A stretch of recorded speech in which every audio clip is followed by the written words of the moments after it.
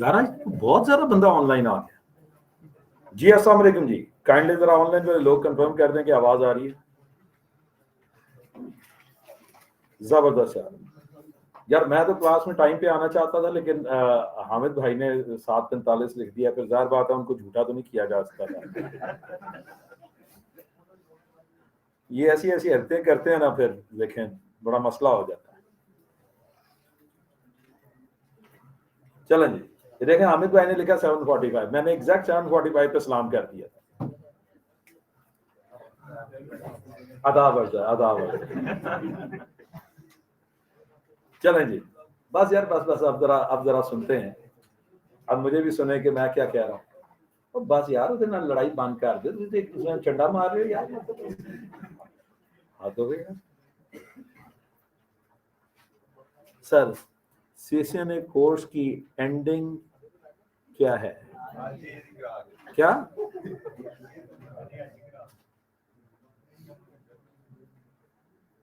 साजी सुहेल भाई, मतलब ये सवाल ना पूछा करें। चलने दे, प्यार मोहब्बत आपके साथ जब हुआ, जब प्यार अपने अरूज पे पहुंचा तो आपने कहा दागे जुदाई दे जाऊं। वाह यार, क्या कह रहे हैं जी? क्या मुझे भी बताएं यार जुगत का।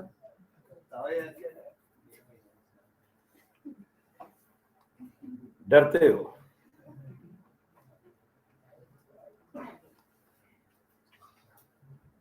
राउटिंग जी, बस कर दे यार, हूं बस कर दे। एक तो तेरी आवाज के बचपना खत्म नहीं हुआ।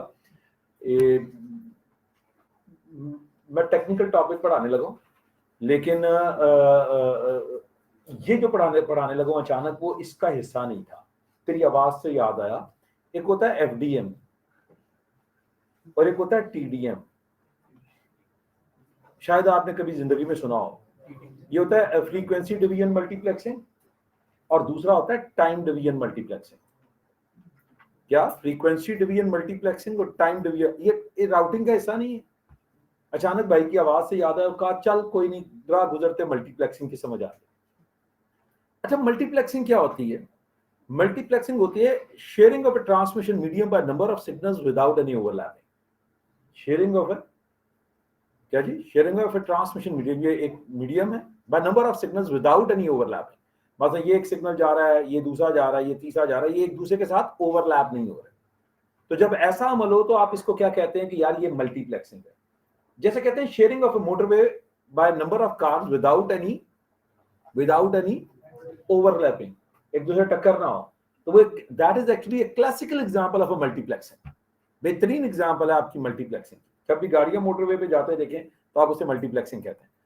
वो कहता है ये अमल दो तरह से हो सकता है, या फ्रीक्वेंसी डिवीजन में, फ्रीक्वेंसी में, या टाइम में। तो इसको इस तरह से उलमा एक्सप्लेन करते हैं कि जो बहुत बच्चे होते हैं ना, तेरी आवाज से याद आया, उनकी फ्रीक्वेंसी बड़ी नाक की आवाज होती है, बड़ी चुभती हुई आवाज। और उनकी सबकी फ्रीक्वेंसी, क्योंकि अगर आपने कभी देखा तो बच्चों की एक जैसी फ्रीक्वेंसी होती है, एक जैसी। बड़ों की आवाज किसी की कोई, किसी की कोई, क्योंकि आवाज भारी होती है तो वो फिर बदल जाती है।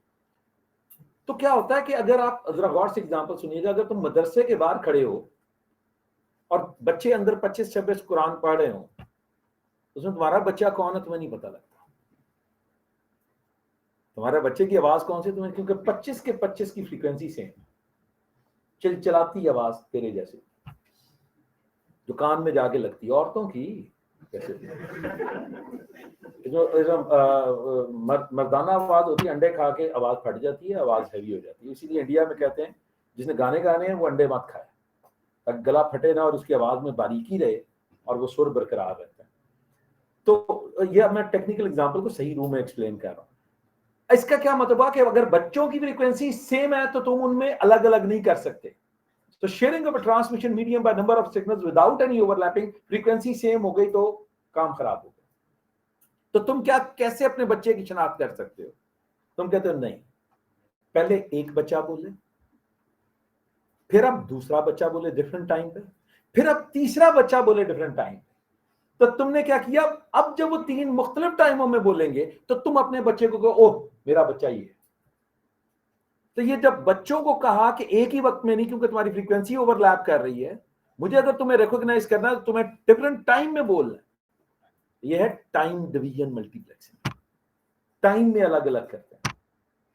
ये बात समझ आई? लेकिन अगर उसी कमरे में एक औरत बोल रही है, एक बच्चा बोल रहा हो, एक मर्द बोल रहा हो, और एक ही वक्त में बोले, एक ही वक्त में, टाइम सेम है, लेकिन तुम बता सकते हो कि औरत ने क्या बोला, बंदे ने क्या बोला और बच्चे ने क्या बोला? क्यों नहीं बता सकते? क्योंकि उनकी फ्रीक्वेंसियां फर्क हैं। तो या तो फ्रीक्वेंसी फर्क हो तो तुम बता सकोगे, या फिर उनको डिफरेंट टाइम में ऑपरेट करना। और वहीं से दो बड़े बड़े फतवे बने, फ्रीक्वेंसी डिवीजन मल्टीप्लेक्सिंग और टाइम डिवीजन मल्टीप्लेक्सिंग। ये कभी आपको जिंदगी में ये कभी मल्टीप्लेक्सिंग आए और उसके बाद ये टीडीएम एफडीएम की बातें आए जो कि बड़ी कॉमन होती है मार्केट की। क्यों सर जी? वेरी कॉमन, पक्के सवाल। तो उस वक्त आपको ये मदरसे वाली एग्जांपल याद आएगी कि सर ने कोई मदरसे वाली एग्जांपल बताई थी कि एक ही वक्त में बच्चे बोल रहे हैं तो फर्क नहीं बता सकते, उन्हें डिफरेंट टाइम में बुलवाना पड़ेगा। या दूसरी एग्जांपल सर ने बताई थी एक ही कमरे में औरत बंदा बच्चा बंद कर दो, वो एक ही वक्त में बोल रहे हैं, लेकिन क्योंकि उनकी फ्रीक्वेंसी फर्क है तो तुम उनमें रिकॉग्नाइज कर सकते हो। मुझे तुम्हारी आवाज से अचानक क्या जी, सारे दोनों, और बल्कि इसके अंदर WDM भी यूज होता है, wavelength division multiplexing. Orthogonal FDM भी यूज होता है, OFDM। और फिर इसकी मल्टीप्लेक्सिंग की तकरीबन 1 दर्जन से ज्यादा और इकसाम है। मैं इसलिए तुम्हें बता रहा हूँ कि मेरा इलेक्ट्रिकल इंजीनियरिंग मेरा शोबा है ना, तो मुझे क्या कहते हैं यार, एक खपत है, कहीं को बोल दे तो अपनी इंजीनियरिंग झाड़ दो। ठीक है, बस क्या करें यार। वो कह रहा भाई अब ना बोलना और तो ना बोले पूरे कोर्स में, नहीं तो मलक नहीं यार। लेकिन बिलाल मेरी जान, तुझे भी तारीखी डेफिनेशन समझ आई हो। और देखो मैंने जुगत में भी कॉन्सेप्ट की बात की है, और ये आपको यकीन जाने, आप लोगों से मार्केट में सिर्फ ये कह दें FDM और TDM को क्लियर कर दो, इन्हें ये नहीं पता होता। यकीन जाने इंजीनियरिंग करके नहीं पता होते कि वो उसको एक्सप्लेन कर सकें।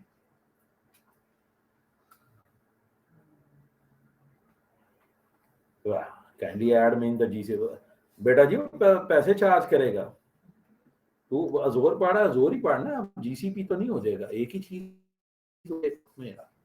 तो देख लेते हैं उस पर बाद में बात। अच्छा, और उसकी भी बात जो है ना, उस ग्रुप की भी बात बड़ी एक मुख्तलिफ है। उसमें GCP वाले बैच में जो फिजिकल है उसका टाइम हम अलग कर रहे हैं और ऑनलाइन वाले का अलग कर रहे हैं, घंटे का फर्क दे रहे हैं।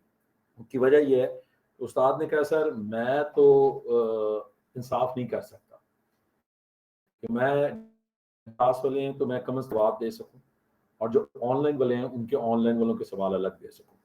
तो शायद मैंने कहा यार एफर्ट डबल हो जाएगी। तो उसने कहा मुझे एफर्ट से मसला नहीं है, मुझे मेरी इज्जत से मसला है। वो बरखुदार है मेरा, तो ये शायद, और मुझे बड़ा अच्छा लगा कि यार चल लालच नहीं किया उसने। उसने कम से कम उसने कहा कि यार इसको 2 अलग टाइमों पे कर लो, तो एफर्ट ज़्यादा कर लेगा लेकिन कम से कम अपनी इज्जत बचा लेगा। तो उसने कहा अब्बा जी क्लाउड के अंदर इज्जत दाव पे लगी होती है। कहते जी पैसा तो आता जाता रहता है लेकिन इज्जत दाव पे नहीं लगनी चाहिए। आ जाएं जी आप।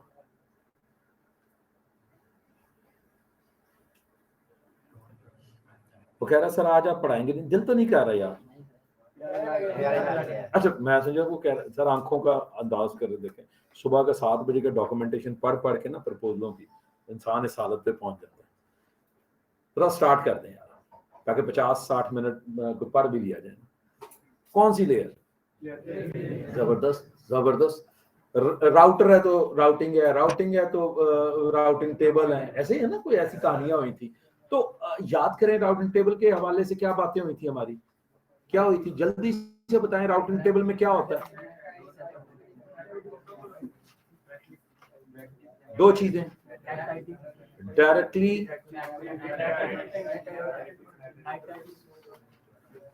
कनेक्टेड नेट आईडी, और दूसरा डायरेक्टली कनेक्टेड इंटरफेस। यानी ये बात भूलने वाली नहीं है। अच्छा, फिर हमने क्या किया, मैं इसलिए अगले सफे पे जा रहा हूं, ये लास्ट टाइम लिखवाया था। फिर हमने क्या किया, यहां पर 2 राउटर बनाए, एक लाहौर, एक कराची,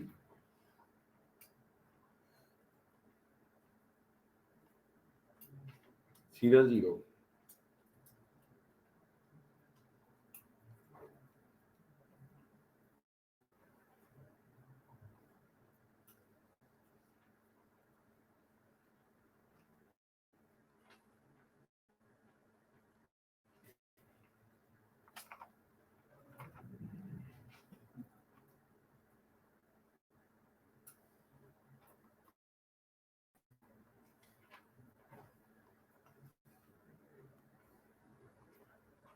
नेट आईडी क्या थी 1.0.0.0, यहां पर नेट आईडी क्या थी 200.100.50.0, और यहां पर नेट आईडी थी 200.100.100.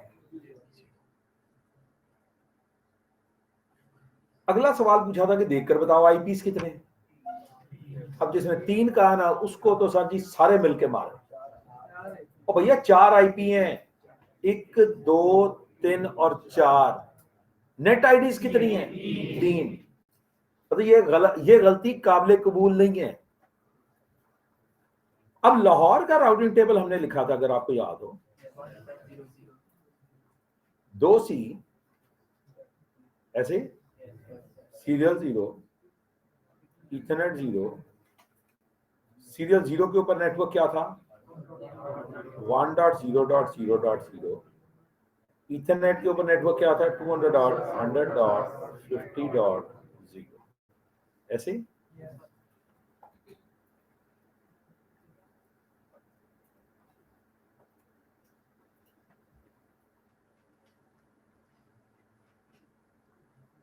सीरियल 0,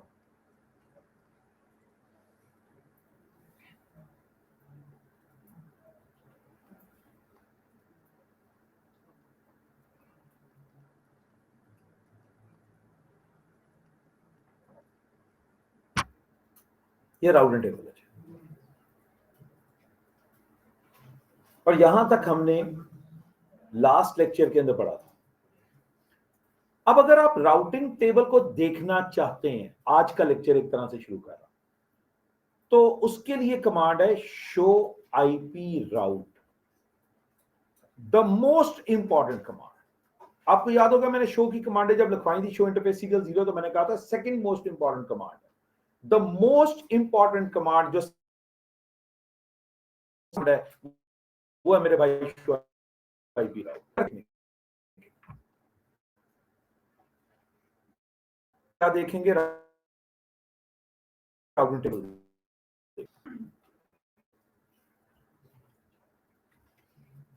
देखेंगे आए जी, और जबरदस्त जी। तो हम यहां पर आगे शो आईपी राउट की कमांड देते हैं,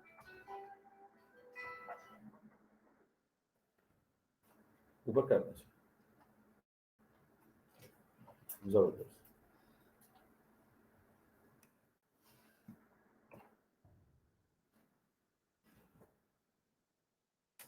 दूसरे पे लगाए, कोई नहीं सर, टेंशन ना लिया करें, ऐसे बंदा मर जाता है। चलो लाहौर पे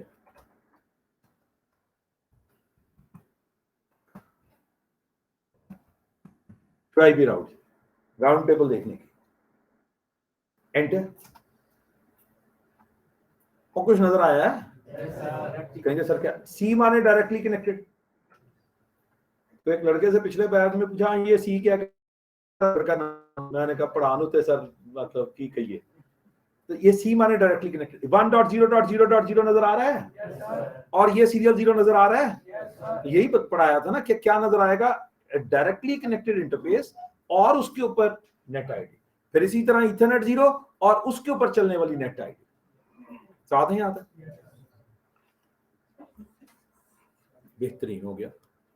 अब आते हैं हम कराची में, कराची पे आके शो आईपी राउट की कमांड देते हैं, एंटर, और वहां पे भी 2 सिग्नल था, तो शक तो नहीं है यहां तक। दोबारा लाहौर पे आते हैं और मैं आपसे सवाल पूछता हूं कि इसको देखकर बताओ, इस टेबल को देखकर बताओ, इस टेबल को, क्या ये टेबल कंप्लीट है? कंप्लीट का मतलब ये होता है कि अगर तुम्हारी टोपोलॉजी में 3 नेटवर्क्स हैं तो तीनों नेटवर्क्स तुम्हारे राउंड टेबल में होने चाहिए। नहीं है जी बेटा, यहां पे गौर से देखो कितने नेटवर्क्स हैं, 2 हैं। तो क्या तुम्हारी टोपोलॉजी में टोटल नेटवर्क्स कितने हैं? 3 हैं। ये मत देखो कि डायरेक्टली क्या है। जब तुम इस पूरे अमल को देखते हो तो उसमें किस चीज को देखना? टोटल नेटवर्क्स को। तो इस वक्त जो टोपोलॉजी है, इस वक्त जो तुम्हारी कंपनी का नेटवर्क है, उसमें टोटल नेट आईडी 3 है, जबकि तुम्हें राउटिंग टेबल में कितने नजर आ रही है? 2। इसका मतलब है तुम्हारा टेबल कंप्लीट नहीं है। सवाल है सर टेबल की अहमियत क्या है, पहले ये तो बता दें। सर टेबल करता क्या है, पहले ये तो बता दें। जुमला ऑफ द सीसीएनए बताने लगा। जुमला ऑफ द सीसीएनए। कोई कहे सीसीएनए क्यों पढ़ा, तो कहना इस वजह से पढ़ा जो आज अभी बताने लगा, जो इन 2 मिनटों में बोलने लगा। गौर से सुनिएगा। मैं यहां बैठकर पिंग करता हूं, पिंग 1.1.1.2। कहां पर बैठ के? लाहौर पे। गौर से जुमला सुनिएगा। राउटर आईपी को नहीं देखता। पहले दिन पढ़ाया था जिस दिन आईपी एड्रेसिंग पढ़ा। राउटर आईपी को नहीं देखता, बल्कि उसके कॉरेस्पॉन्डिंग किसको देखता है? नेटवर्क एड्रेस को। और आप मजीद आगे चीज को क्लियर कर लें, और फिर उस नेटवर्क को तलाश करता है राउटिंग टेबल में। उस नेटवर्क को तलाश करता है राउटिंग टेबल में। अगर वो नेटवर्क राउटिंग टेबल में है तो पिंग हो जाएगा। अगर है तो पिंग हो जाएगा। और अगर वो नेटवर्क राउटिंग टेबल में नहीं तो फिर पैकेट ड्रॉप, यानी कि पिंग नहीं होगा, पैकेट ड्रॉप होगा। और आप बिलीव करें, जिस दिन मैं एनपी पढ़ाता हूं पहले दिन ये जुमला बोलता हूं, पहले दिन, कि यही फर्क है राउटर और स्विच में। राउटर के राउटिंग टेबल में अगर एंट्री ना हो तो वो पैकेट को ड्रॉप करता है। स्विच के स्विचिंग टेबल में अगर एंट्री ना हो तो वो ब्रॉडकास्ट कर देता है। That is actually the main difference between router and layer 2 का स्विच। क्या कहा? अगर एंट्री राउटिंग टेबल में है तो पिंग होगा, यानी यूनिकास्ट होगा। आसान जुमला बोल देते हैं यार, क्योंकि पिंग करता किस फॉर्म में? यूनिकास्ट में। और अगर एंट्री टेबल में नहीं तो वो क्या करेगा? पैकेट को ड्रॉप करेगा। अब जरा स्विच का बिहेवियर सुनिएगा। अगर एंट्री स्विचिंग टेबल में है तो वो यूनिकास्ट करेगा, स्विच में भी यूनिकास्ट करेगा। लेकिन अगर एंट्री स्विचिंग टेबल में नहीं है तो क्या करेगा? ब्रॉडकास्ट करेगा। आप यकीन जाने, ये पहला दिन जिस दिन सीसीएनपी का होता है, मैं उस दिन ये पढ़ा। और ये आपने लिख लेना, डब्बी बना लेनी है स्टेटमेंट। मतलब आप जिंदगी में और बातें भूल जाएं, कम से कम राउटर और स्विच के इस टेक्निकल फर्क को नहीं आपने भूलना। सो इसका मतलब है, जरा गौर से सुनिए। ये गेटवे की बात ये भी कोई नहीं आ रही, टेंशन क्यों ले रहा है यार? असी किसी और चीज की गल करते हैं, तू कुछ और देखता है। चलो वापस आते हैं जी। मैं दोबारा आप इधर बताता हूं, इधर दोबारा सुनिएगा। मैं लाहौर पर बैठकर पिंग करता हूं, पिंग 200 डॉट 100 डॉट 100 डॉट 100। जुमला जो मैंने कहा, जुमला ऑफ द सीसीएनए। सीसीएनए पढ़ने की वजह, सीसीएनए पढ़ने की कुल वजह वो ये है, ये जुमला क्या? राउटर आईपी को नहीं बल्कि उसके कॉरेस्पॉन्डिंग नेट आईडी को निकालता है, विच इन दिस केस इज 200.100.100.0। ऐसे ही है। और फिर इसको तलाश करता है इसके टेबल में, क्योंकि यहां पे बैठ के पिंग कर। क्या ये वाला नेटवर्क 200.100.100.0 वाला नेटवर्क लाहौर के टेबल में है? नहीं है। क्या पिंग होगा? नहीं होगा। इसका मतलब है लाहौर का बंदा कराची के ये जो यूजर इधर था उससे कम्युनिकेशन नहीं कर सकता। देखो 200.100.100.0 चल किधर है? कराची। तो कहीं को यही नजर नहीं आ रहा, या कराची किधर हो गया? बाट देखना, ठीक है। मरी कौम के फैसले भी मरे लोग करते हैं ना। फिर जाग जाए तो शायद ऊपर से भी लोग जाग जाए।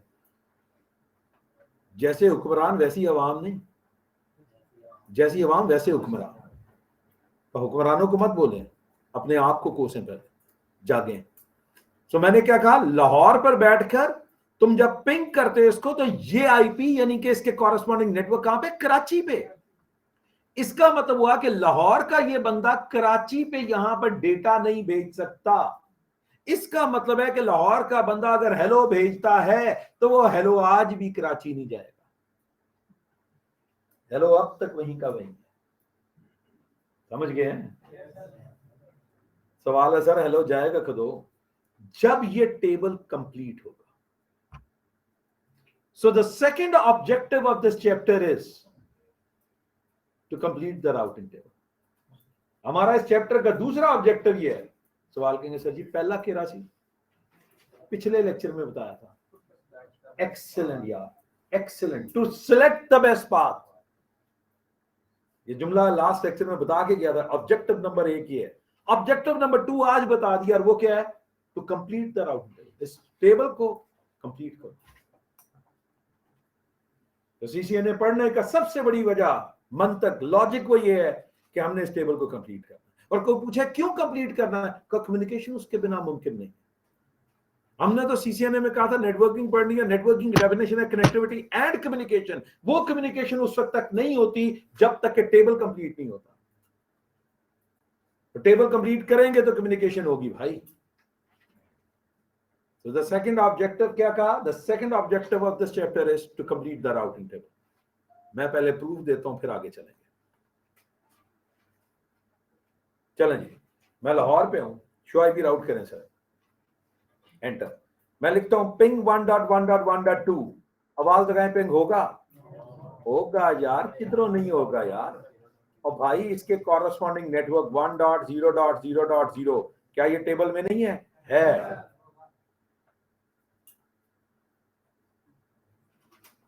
स्विच में भाई नेटवर्क को कोई नहीं देख रहा, सिर्फ एंट्री को देखा जाता है। और स्विच के अंदर जब बात होती है, लैन पर बात होती है, तो मैक एड्रेसेस को देखा जाता है। और कुछ बताइए, तुझे पता ही है। यहां पर नेटवर्क आते हैं इथरनेट के अगेंस्ट, सीरियल के अगेंस्ट, वहां पर मैक एड्रेसेस आते हैं पोर्ट के अगेंस्ट। तो अगर वो मैक एड्रेस मौजूद हो कि इथरनेट 0 पे ये मैक है, इथरनेट 1 पे ये, इथरनेट 2 पे ये है, तो अगर वो मैक मौजूद हो तो सीधा यूनिकास्ट कर देगा, और ना हो तो फिर वो उसको ब्रॉडकास्ट कर देता है। चलो वापस आते हैं। पिंग 1.1.1.2, तो इसका मतलब है पिंग होगा, एंटर।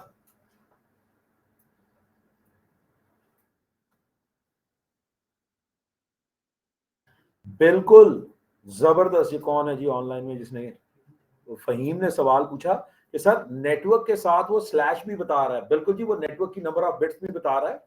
और जो एनपी पढ़ रहे हैं उनको पता होगा, मेरा भाई है उसमें, और भी कुछ बंदे हैं इस क्लास के, उनको पता होगा। मैं बताता हूँ, स्लैश का मतलब होता है इतनी बिटें देखो और मैच करो। ये नेटवर्क की बिट्स को बता रहा होता है। जैसे आपके पास एक मोबाइल नंबर हो 0300 और आगे 8411234, तो नेटवर्क की बिटें पहली 4 हैं।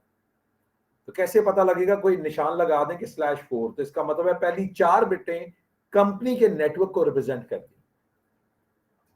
बिल्कुल जी, वापस आते हैं। और अब हम पिंग करते हैं, यहां पिंग हो गया जी, वो चेक करें, वो ये चेक करें, ये पिंग हो गया, सक्सेस रेट इज ऐसे ही। सदरा शो आईपी राउट दोबारा करते हैं, एंटर। और अब मैं लिखता हूं पिंग 200.100.100.100। पिंग होगा? नहीं होगा, क्यों? एक्सेलेंट, क्योंकि उसका नेटवर्क ही टेबल में नहीं है, एंटर। डॉट डॉट डॉट, क्या कह रहे, डंडे नहीं आ रहे?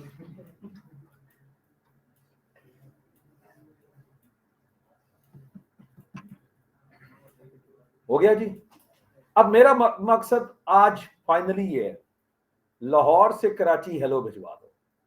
आज मेरा मकसद फाइनल ये है कि लाहौर से कराची भैया कम्युनिकेशन शुरू करा दो। और कहा कि इस कम्युनिकेशन, ये कम्युनिकेशन बिना टेबल को मुकम्मल किए नहीं होती। ठीक है जी। अब आते हैं जरा अपनी मजीद यहां पर बातचीत। सो मेरा ऑब्जेक्टिव है टेबल को कंप्लीट करना है। और किसी भी काम को करने के लिए नेटवर्क के अंदर या किसी भी फील्ड के अंदर 2 तरीके होते हैं। एक होता है स्टैटिक और दूसरा होता है डायनामिक। स्टैटिक और दूसरा डायनामिक।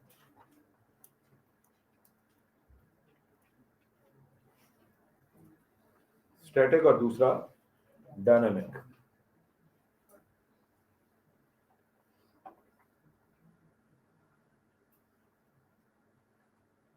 यानी आप टेबल यार आईपी देना है, दो तरीके, स्टैटिक या डायनामिक। इवन आपने वीलन देनी हो तो दो तरीके होते हैं, स्टैटिक भी होता है जैसे हमने किया था, और एक डायनामिक भी होता है VMPLS सर्वर के थ्रू। आपने कोई काम करना है, दो तरीके। इसका मतलब है तुमने टेबल को कंप्लीट करना, वो कहता है दो तरीके। सवाल है सर स्टैटिक का क्या मतलब है? स्टैटिक का मतलब होता है मैनुअल, खुद से। डायनामिक का मतलब होता है ऑटोमेटिकली।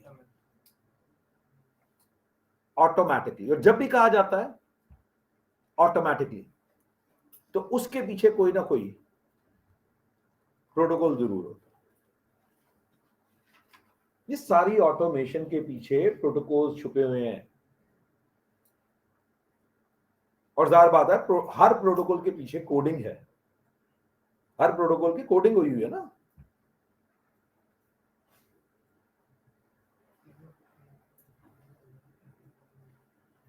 सवाल सर प्रोटोकॉल बोल रहे तो ओ भाई वही जो लास्ट टाइम बताया था, रिप, OSPF, सारे समझ गए ना। तो वो जो लास्ट टाइम प्रोटोकॉल लिखे थे to select the best path, तो बेहतरीन रास्ते को ढूंढकर वो रखते कहां है? टेबल में। पिछले लेक्चर का ऑब्जेक्टिव नंबर 1 रिकॉल करें, to select the best path, बेहतरीन रास्ते को ढूंढना। कौन ढूंढेगा? ये प्रोटोकॉल। ढूंढने के बाद उसको कहां रखेंगे? हवा में नहीं, राउटिंग टेबल में। और जब वो राउटिंग टेबल में डालेंगे तो टेबल मुकम्मल हो जाए। तो असल में पहला पॉइंट और दूसरा पॉइंट दोनों जुड़े हुए पॉइंट है। बेहतरीन रास्ते को ढूंढकर राउटिंग टेबल में रखना, जुमला मुकम्मल हुआ। लास्ट सेक्शन में कहा था बेहतरीन रास्ते को ढूंढना। तो सवाल बनता सर तो करना की है? बेहतरीन रास्ते को ढूंढकर उसको राउटिंग टेबल में रखना।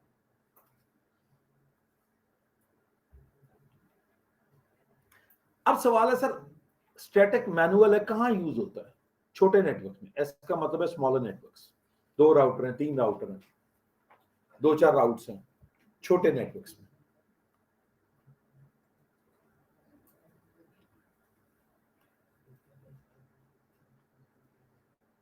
छोटे networks for the smaller networks with fewer entries or entities or routes. Dynamic बड़े नेटवर्क्स में, बी का मतलब फॉर द बिगर नेटवर्क्स, जहां पे you have got dozens of entries, dozens of routes, सैकड़ों राउट्स जहां पर हो, वहां तुम डायनामिक का यूज करते हो। तो मैं फिर रिपीट कर रहा हूं, स्टैटिक मैनुअल है, खुद कर रहे होगे, और जहां छोटा नेटवर्क है वहां यूज करोगे। डायनामिक ऑटोमेटिक है, और कहां पे यूज करोगे? बड़े नेटवर्क के लिए। डायनामिक की ये बात आ रही है, स्टैटिक की है। तो एक काम करते हैं, पहले आज राउटिंग टेबल को कंप्लीट करते हैं स्टैटिक से। स्टैटिक से करने के बाद फिर हम टेबल को कंप्लीट करेंगे डायनामिक से। इजाजत है जी? इजाजत है? जरूर। सो ये ए है, समझो लाहौर है, और ये कराची है। गौर से देखो लाहौर के अंदर कौन सी एंट्री मिसिंग है? कराची का नेटवर्क कौन सा? 200 डॉट 100 डॉट 100 डॉट 200 नहीं यार, 100 डॉट 0। सो इसका मतलब है ये एंट्री लाहौर में डाल दी, ये एंट्री, और ये एंट्री चल किधर रही है? यहां पे। अच्छा, मैं अगर लाहौर पर बैठा हूं और मुझे इस नेटवर्क तक जाना है, जुमला रिपीट कर रहा हूं, मैं लाहौर पर हूं और मुझे इस नेटवर्क तक पहुंचना है, तो बताएं दुनिया में मुझे किस राउटर पर जाना होगा? उस राउटर का नाम क्या है? भाई इतना सोचने वाली कौन सी बात है? कराची। लाहौर से कराची जाऊंगा तो कराची के राउटर के पीछे ये वाला नेटवर्क चल रहा है, ऐसे ही ये वाला नेटवर्क कराची के राउटर के पीछे चल रहा है। अब इंटरनेट पर या नेटवर्क के अंदर लाहौर, कराची, इस्लामाबाद नहीं होते। जबरदस्त। इन डब्बों की पहचान इनके आईपी एड्रेसेस होते हैं, यानी कराची की पहचान क्या है उसका, ये वाला आईपी एड्रेस 1.1.1.2। तो अगर मुझे इस नेटवर्क पर आना है तो मुझे किस राउटर पे जाना होगा जिसका आईपी 1.1.1.2 है। यानी अगर मैं यहां से इधर पहुंच जाऊं 1.1.1.2 पर, तो ये मुझे मेरी मंजिल पर पहुंचा देगा। ऐसे ये जो मैं लाहौर पर बैठ के कह रहा हूं, ये वाला आईपी मेरे ऑनलाइन के बेसब्र उलमा जो जब मैंने आईपी एड्रेसिंग शुरू की थी तो उस वक्त भी बोल रहे थे और पूछ रहे थे, फिर आज भी गाहे बगाए गलत गलत नाम ले रहे थे, और वो नाम था गेटवे का। और मैंने उन्हें कहा था यार जरूरी नहीं कि जो बस लफ्ज सुना हुआ है उसको फेंकना होता है भाई। ये तो ऐसे ही है ना, मतलब किसी ने अंग्रेजी सीखी और उसने ईट का वर्ड सीख लिया तो कह रहा पानी ईट कर लो, तो तुम्हें हासा निकला ना। तो हर जगह हर लफ्ज नहीं बोला जाता, फिर ऐसे ही उस्तादों के हादसे निकलते हैं, फिर उस्ताद हादसा रोक लेता है। तो इसलिए ऑनलाइन के उलमा सब्र का मुजाहरा करें, अपने लफ्जों को अपनी झोली के अंदर रखें, और वक्त आएगा तो उसको जरा तफसील के साथ समझें। ये उस्ताद की टिप है आप लोगों को। आप देख लो ऑनलाइन में किसको ज्यादा, किसी को नहीं। वेरी गुड, वेरी गुड, जबरदस्त, सेट हो गए सारे।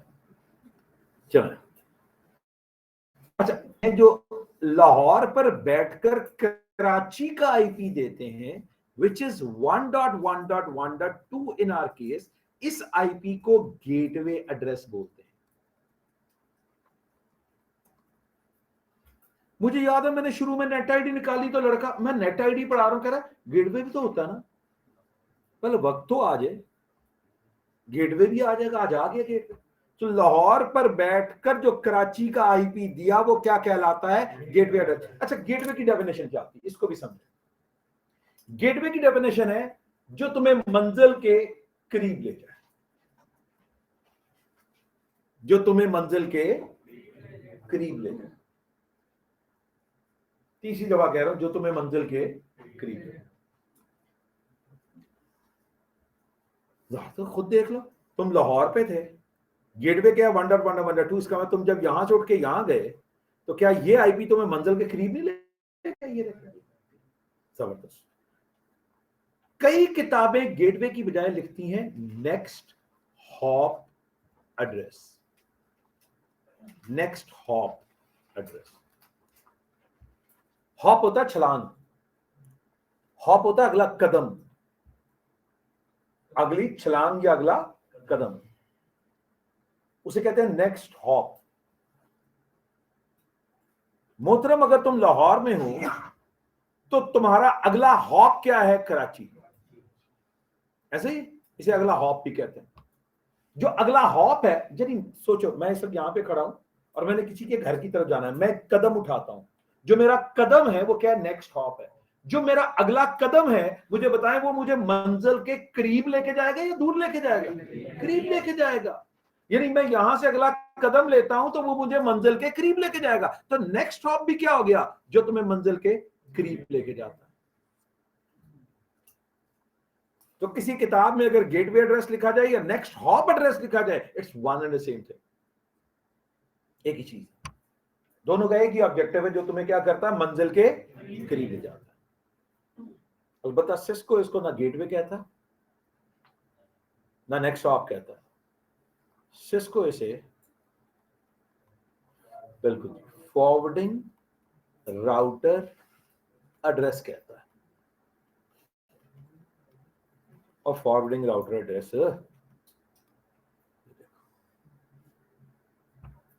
Forwarding router address.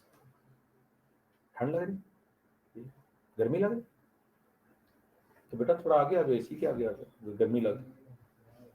अच्छा नहीं वो, लेकिन अगलों को ठंड दे रहा, तुम नीचे बैठे, आ जाओ आगे। फॉरवर्डिंग राउटर एड्रेस,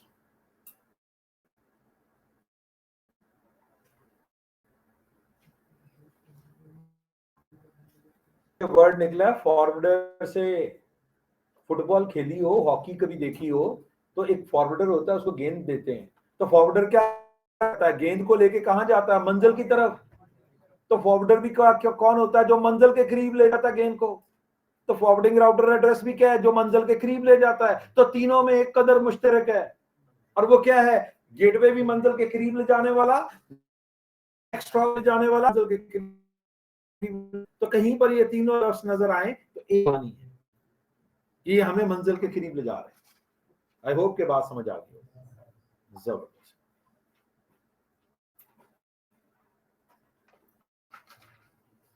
जबरदस्त, ये आ ले जाओ। ऐसा करने क्या लगे थे? टेबल कंप्लीट कैसे? स्टैटिक से इजाजत है? हम तो यहाँ एंटर करें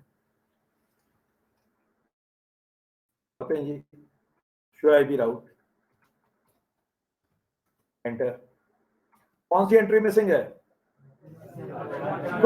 खुलकर इस क्लास का वतीरा ये पूरी क्लास खुलकर बोलती थी। कराची का नेटवर्क 200.100.100.0 जबरदस्त कॉन्फ्लिक्ट मोड पर आए। ऑनलाइन वालों ने तो बायकॉट कर दिया मेरा। वो लिखा सारा सी बोल लेंगे, ऐसी बोलने हो तो सर दूसरी फिर चुन चुन के बिस्ती कर दे, पुरानियां बिस्तियां कर दे। और मुझे याद भी कोई नहीं, बस किसी ने लिखा होता है गेट पे, नाम तो आपको पता आ ही नहीं रहा था, तो मैं इसलिए रिकॉल करता हूँ। चलें जी आगे आते हैं। अब मैं कहने लगा आईपी राउट के एक रास्ता डिफाइन करो। किसके लिए? 200.100.100.0। कहीं आप ये ना कहें सर वो आपने इनकम्प्लीट वाला तो दिखाया ही नहीं, शीशे ने का झंडा दिखाया। क्वेश्चन पहली लाइन में क्या कहता है? प्रीफिक्स में मास्क सर डाले मास्क 255 डॉट से। ये कहां से आया? ये कैसे है? ये क्या है? डूब मरने का मुकाम है। इसका जवाब क्या कहता है? उस्ताद ने क्या कहा था? आप कह रहे स्पेस बार क्वेश्चन मार्क। और पहली लाइन पढ़ लो, पढ़ लो, यानी इस मंजिल पर ले जाने वाले का आईपी क्या है? 1.1.1.2। तो सिस्को इसे फॉरवर्डिंग राउटर एड्रेस कहता है। उल्मा जो ऑनलाइन उल्मा है, जिन्हें आलम ऑनलाइन कहते हैं, उनके लिए ये गेटवे एड्रेस है। और कुछ छुपे रुस्तमों के लिए it can be a next hop. ठीक है जी, एंटर कर 1.1.1.2 लिखकर एंटर कर। कमांड पूरी हो गई। इसका मतलब है इस नेटवर्क को तुमने अंदर राउटिंग टेबल में ऐड कर दिया। सवाल सर दिखाएं, दिखाते हैं। शो आईपी राउट, इजाजत है? वो बस बस देखो यार, एंटर। ये चेक करो, वो एंट्री आ गई है। एंट्री और किससे आई? एस। एस बोले तो स्टैटिक। अच्छा अभी इस पे नहीं जाना, 1/0 आ जाएगी ये भी। अभी सिर्फ ये देखो कि एंट्री टेबल में आ गई। तो अगर एंट्री टेबल में आ गई और अब मैं लिखता हूं पिंग 200.100.100.100, तो जरा आवाज लगा दो, चलेगा? आज पिंग होगा, आज हेलो जाएगा। एंटर, चेक करो, आज पिंग हो गया और आज हेलो और पैसे पहुंच गए दूसरी जगह। लेकिन आज पैसे सिर्फ अभी लाहौर से कराची पहुंचे, कराची से लाहौर नहीं आए। सर चेक करते हैं क्या करना पड़ेगा? कराची में जाना पड़ेगा। जबरदस्त यार, शो आईपी राउट जबरदस्त सर, छा गए आप। एंटर, ये लीजिए। और लाहौर में से है, मैं लिखता हूँ पिंग 200.100.50.100, आवाज लगाओ, पिंग होगा? नहीं यार, ये जोश बड़ी कम क्लासों में आ गया। जो नई क्लास है ये मरी हुई क्लास है ना? जो लोग कहीं रीटेकर गए हैं दूसरी क्लास में, बिल्कुल मर सर आप ही हैं सब, मरी हुई क्लास। ऐसी जज्बे वाली क्लास नहीं सर, मजा आ जाता है इस क्लास में आके। एंटर। 15 दिन बाद उस क्लास में भी यही कहता पाया जाए।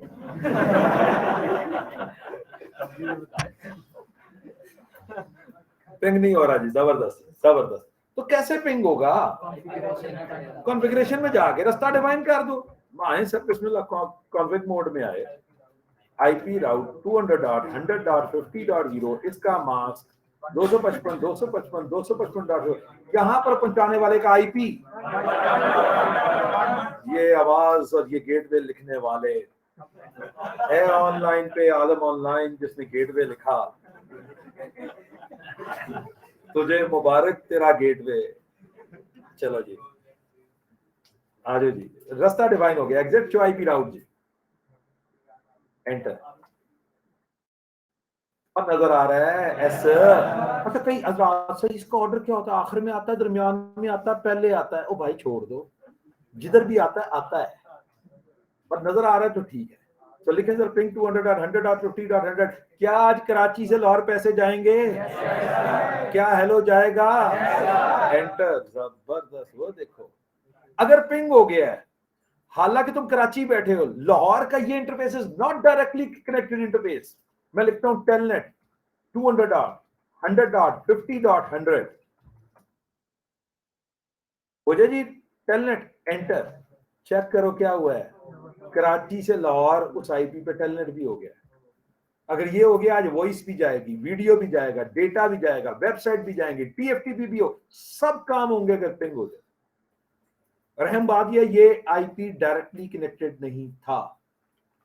हम ये काम टेलनेट का जब भी करते थे, याद करें, ए से डी के डायरेक्टली कनेक्टेड आईपी पे जाते थे, फिर डी से सी पे जाते थे। किसी ने सवाल पूछा उस वक्त,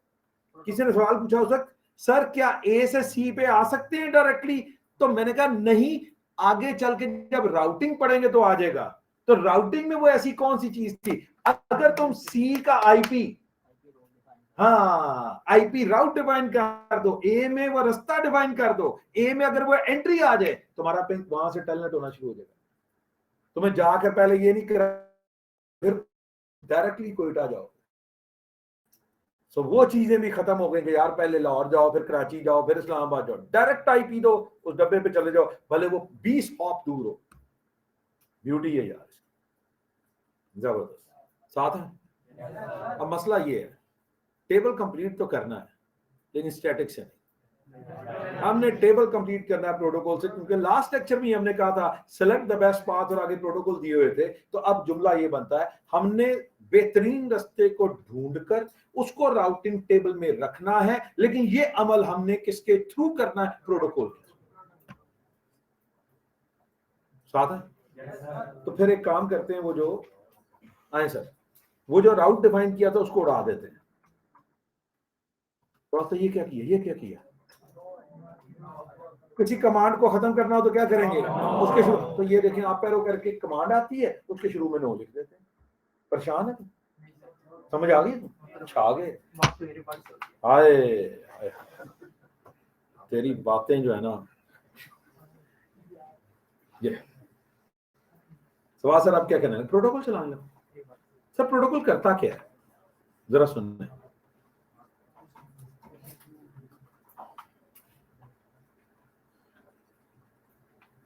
मुझे उम्मीद है कि आपको ठीक वक्त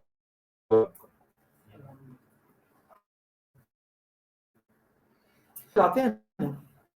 फॉर एग्जाम्पल मैं एग्जाम्पल लेता हूं, तुमने रिप इधर चलाया, तो तुम्हें क्या करना पड़ेगा? रिप ही दूसरी साइड पे चलाना पड़ेगा। यानी पहला काम तो यह है, you have to configure same protocol on both side. दोनों साइडों के ऊपर तुमने सेम प्रोटोकॉल चलाया।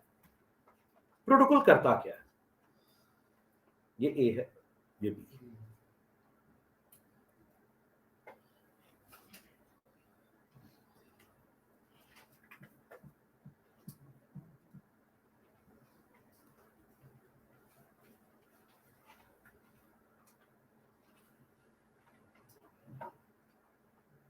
जी जी सही है, बिल्कुल सही कह रहे हैं। लाहौर से इस्लामाबाद डायरेक्टली चले जाएं, अगर दरमियान में कोई राउटर आ भी रहा है तो बिल्कुल पता ही नहीं लगेगा आपको, क्योंकि जिस आईपी का, जिस डब्बे का आईपी दिया होगा, तुम टेबल्स की कंप्लीशन के बाद डायरेक्टली वहां पे जा रहे हो।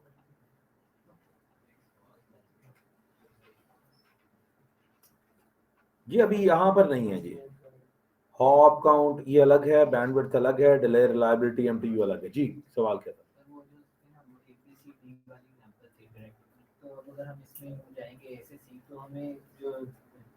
ए पर भी देना पड़ेगा, बी पे भी राउट देना पड़ेगा, सी पर भी। ए के लिए बी का, बी के ऊपर सी का। अगला हॉप यार, अगला कदम, हर अगला कदम जो तुम्हें मंजिल के करीब ले जाए। अब जरा सुनो, तुमने प्रोटोकॉल यहां चलाया, तुमने प्रोटोकॉल यहां चलाया, प्रोटोकॉल करता क्या है? सोए हजरात के लिए प्रोटोकॉल ये करता है, इस पूरे टेबल को उठाता है और उठा के यहां फेंकता है, इस टेबल को उठाता है, यहां फेंकता है, और फिर इन दोनों में ए यूनियन बी कर देते हैं। और यूनियन पढ़ा होगा 9वीं में, इंटरसेक्शन और यूनियन। यूनियन में क्या होता था, जो एंट्री यहां नहीं है वो यहां ऐड हो जाएगी, और जो वहां नहीं है वो यहां ऐड हो जाएगी। कहानी खत्म यार।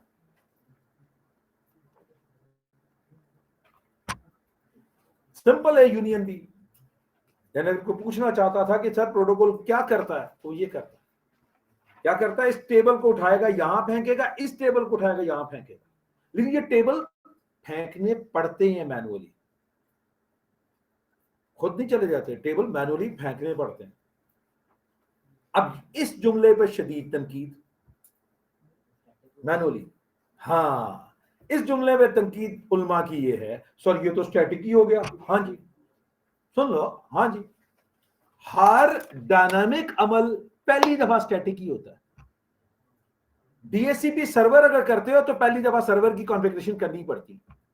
डीएनएस अगर करते हो तो उसका सर्वर खड़ा करना पड़ता। कोई भी काम तुमने करना है वो पहली दफा सर्वर के ऊपर या उसके लिए कॉन्फ़िगरेशन करनी पड़ती। सो अगर तुम प्रोटोकॉल भी चला रहे हो तो पहली दफा तुम्हें उसको एडवर्टाइज करना पड़ेगा। तो सवाल ये बनता है, sir then what is the difference? फर्क क्या है? गौर से सुनो जरा।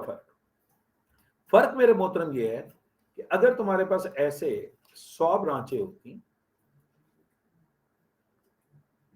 तुमने स्टैटिक राउट किया हुआ है या तुमने प्रोटोकॉल चलाया, जो भी किया हुआ, अगर 101वीं ब्रांच ऐड होती तो प्रोटोकॉल के केस में सिर्फ तुम्हें इस ब्रांच पे कॉन्फ़िगरेशंस करनी पड़ती, सिर्फ 101वीं ब्रांच पे काम करना पड़ता। You don't need to configure anything on these 100 branches. इन 100 ब्रांचेस के ऊपर तुम्हें कुछ ना करना पड़ता। ब्यूटी है। लेकिन अगर ये स्टैटिक होता तो फिर इस पर जो नेटवर्क होते वो यहां भी करते, यहां भी करते, यहां भी करते, यहां भी करते, सब पे करते। ये है सबसे बड़ा फर्क। यानी अगर आपने एक दफा प्रोटोकॉल चला दिया, अब जाके बार बार चेंज नहीं करनी, सिर्फ जो नई ब्रांचें उन पे जाके काम कर रहे हो। जबरदस्त काम है। तो यहां पे तुम्हें डायनामिक का बेनिफिट का पता लगेगा।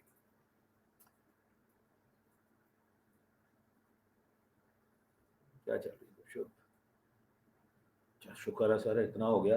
अब बिलाल क्या कह रहा है जी? नहीं फहीम सर, एक बार फिर बता दें फहीम।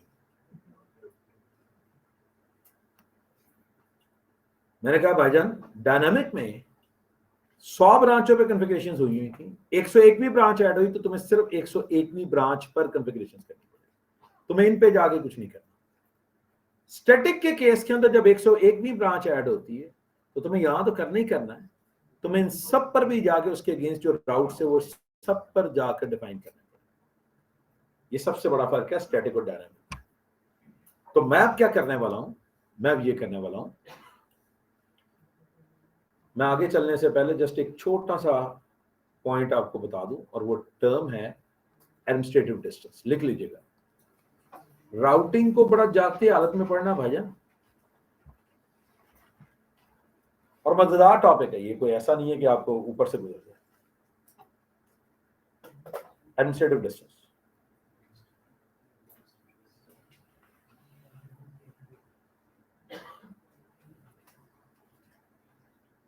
एडमिनिस्ट्रेटिव डिस्टेंस क्या है इस पर बाद में आते हैं, पहले मैं जरा कुछ लिखवा देता हूं जो आपने याद भी कर लेना।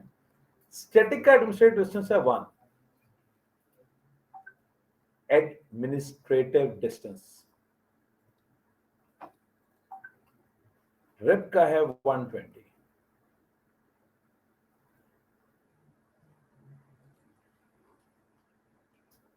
आईजीआरपी का है 100,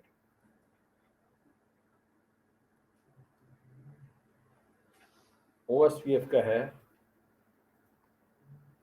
110, ईआईजीआरपी का है 2 है, सीसीएनए लेवल पे 90 है, एनपी लेवल में जाके 170 भी आएगा।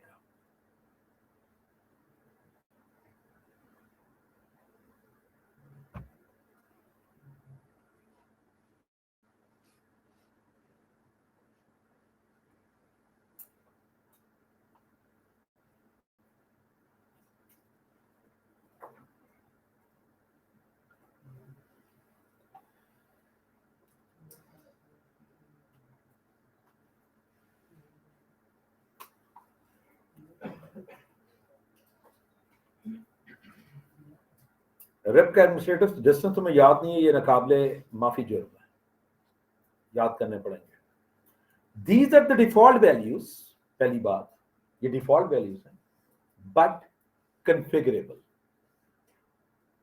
ये बाय डिफॉल्ट ये वैल्यूज हैं लेकिन इन्हें बवक्ते जरूरत बदला जा सकता है। फॉर एग्जाम्पल यहाँ पे 120 है, तुम्हें जरूरत पड़ी तुमने बदल के 50 कर लिया, वो कब जरूरत पड़ेगी बाद में आता। पहला जुमला ये है these are the default values but configurable parameter. अब दूसरा सवाल, सर नहीं है तो सर नहीं है ना, आईएसआईएस बीजीपी अभी तुम्हारे सिलेबस में नहीं है, आईएसआईएस तो सीसीएनपी में नहीं है, एंटरप्राइज में। आईएसआईएस को सीसीएनपी के एक ट्रैक है सर्विस प्रोवाइडर का, उसमें डाल दिया हुआ है, और बीजीपी सीसीएनपी एंटरप्राइज के अंदर जाकर आता है, जिसके दो एडमिनिस्ट्रेटिव डिस्टेंस होते हैं 20 एंड 120, 20 एंड 200 बीजीपी के। तो जितनी जरूरत होती है बिलाल भाई उतना करवा दिया जाता है, या आपके लिए लिख दिया। अच्छा वापस आते हैं, और आईएसआई यहाँ पे 115 आपके पास आता है, ये तुम्हारी तसल्ली कराई मैंने। सवाल ये है सर एडमिनिस्ट्रेटिव डिस्टेंस है क्या? दो लफ्ज इसके लिए, दो लफ्ज, it's a protocols preference, it's a protocols preference, ये किसी प्रोटोकॉल की प्रेफरेंस है, इट्स अ प्रोटोकॉल्स प्रेफरेंस, किसी प्रोटोकॉल की प्रेफरेंस है। क्या मतलब इसका? इसका मतलब ये है, इसका मतलब ये है तुम्हारे नेटवर्क पे प्रोटोकॉल चल रहा है रिप, जिसकी एडी की वैल्यू 120, तुम्हें लेटर ऑन या किसी वक्त ओएसपीएफ चलाया जिसकी एडी की वैल्यू 110। वो कहता है राउटिंग दोनों की वजह से नहीं होगी, किसी एक की वजह से होगी, और किसकी वजह से होगी? जिसके एडी की वैल्यू कम है। फॉर एग्जांपल इस केस में एडमिनिस्ट्रेटिव डिस्टेंस किसका कम है? ओएसपीएफ। तो तुम्हारा जवाब क्या होगा? ओएसपीएफ।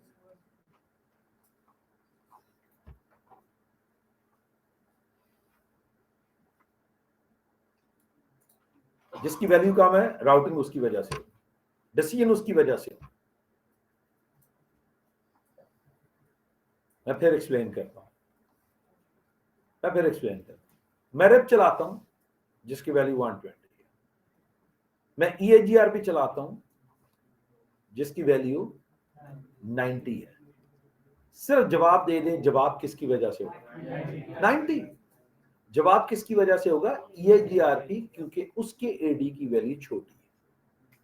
सो जब मैं लैब करूंगा राउटिंग प्रोटोकॉल की, तो पहली लैब मैं करूंगा रिप चलाऊंगा, चलती रिप के ऊपर मैं क्या चलाऊंगा? ईएजीआरपी। ये दूसरी लैब होगी, रिप पी चल रहा होगा उसके ऊपर ईएजीआरपी चलाऊंगा, और तुम्हें नजर आएगा कि जवाब ईएजीआरपी की वजह से। और फिर तीसरी लैब करूंगा जिसमें रिप की वैल्यू को चेंज करके 50 कर दूंगा, और जब ये चेंज करूंगा मेरा राउटिंग का डिसीजन भी चेंज होकर किस पर आ जाएगा? तो लिहाजा मैं साबित करने के काबिल हो जाऊंगा कि प्रेफरेंस, ये जो वैल्यू है ये प्रेफरेंस है, कि किसे प्रेफरेंस देनी है, राउटिंग किसकी वजह से करनी है। सवाल, सर क्यों चेंज करेंगे? दूसरा सवाल, सर एक से ज्यादा क्यों चलाएंगे प्रोटोकॉल? बाकी बातें तो बाद में ना, पहले दो बुनियादी सवाल है इनको देखकर जो आते हैं। तब्दील इसलिए करेंगे मोहतरम कि तुम्हारे नेटवर्क पर लेट से ईएजीआरपी चल रहा है, गौर से सुन लो ये बात। ईएजीआरपी जो है ये एक अरसा सिस्को का प्रोप्राइटरी प्रोटोकॉल रहा। तुम्हारे नेटवर्क में 100 डब्बे थे, सिस्को का बामे अरूज था, तुम्हारी कंपनी में 100 के 100 डब्बा सिस्को का था। अचानक पॉलिसी मेकर्स ने कहा नहीं यार, no more with Cisco, 100% Cisco नहीं होगा, हम सिस्को को टफ टाइम देंगे डिस्काउंट्स के लिए। पहले तो लोगों के पास ऑप्शन ही नहीं थी ना, सिस्को के अलावा 2007 तक कोई था ही नहीं। बेताज बादशाह जाना है तो उधर जाओ। उन्होंने कहा ऐसी की तैसी, यार ये तो सिस्को सिरे चढ़ के अब डिस्काउंट नहीं देता, 2-4 डब्बे लगाओ जिन्हें पर सिस्को का दिमाग हो जाएगा, खुद डिस्काउंट देगा। उन्होंने कहा तय कर लिया जुनिपर। अब जब जुनिपर पर आए तो जुनिपर का मसला है, कंपनी ने या सिस्को के कंसल्टेंट ने EIGRP चलाया था, लगाया तो वो EIGRP को मतलब नहीं मानता। वो एक एग्जांपल ले रहा हूं समझाने की, दिल पे ना लीजिए। तो तुम्हारे खुद माइग्रेशन रिप पे नहीं हुई। RIP is the standard protocol, you can find RIP on Cisco, Huawei, Juniper, OSPF. Okay, OSPF is a standard protocol. You'll find the same on all vendors. सब vendors के ऊपर तुम्हें मिलेगा। So तुमने क्या किया रिप का, अगर तुम रिप के ऊपर माइग्रेट करना चाहते हो तुम्हें क्या करना पड़ेगा, तुम्हें जाके वैल्यू बदलो, तुम्हारा पूरा नेटवर्क रिप के ऊपर माइग्रेट कर देगा, अदरवाइज माइग्रेशन नहीं होगा। और ये तो अब कॉमन जरूरत है यार कंपनियों की, क्योंकि पूरी दुनिया में अब मिक्स एंड मैच है, कोई 100% पे नहीं जाता। उम्मीद है ये जवाब समझ आ गया होगा कि वैल्यू को क्यों बदला जाता है।